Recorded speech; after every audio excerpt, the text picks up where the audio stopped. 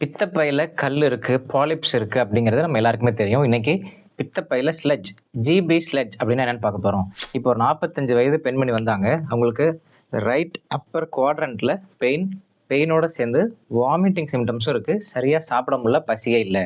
உங்களுக்கு ஸ்கேன் பண்ணி பார்த்ததுல ஜிபி ஸ்லெட்ஜ் அப்படின்னு கொடுத்துருந்தாங்க. இது எப்படி உருவாகுது அப்படின்னு பார்த்தோம்னா, cholesterol crystals, calcium salts, file pigments இதோட கொஞ்சம் மியூக்கஸ் இதெல்லாம் ஒன்று சேர்ந்து ஒரு ஜெல்லி மாதிரி ஃபார்ம் ஆகிடும். அதுதான் ஜிபி ஸ்லெட்ஜ். இது பித்தப்பை கல் உருவாகிறதுக்கான முந்தின ஸ்டேஜ். இந்த ஸ்லெட்ஜை நம்ம அப்படியே கவனிக்காமல் விட்டுட்டோம் அப்படின்னா இது பித்தப்பை கற்களாக மாறிடும். இந்த மாதிரி பிரச்சனை இருக்கிறவங்க நல்லா சாப்பிட வேண்டிய உணவுகள் என்னென்னு சொல்கிறேன்.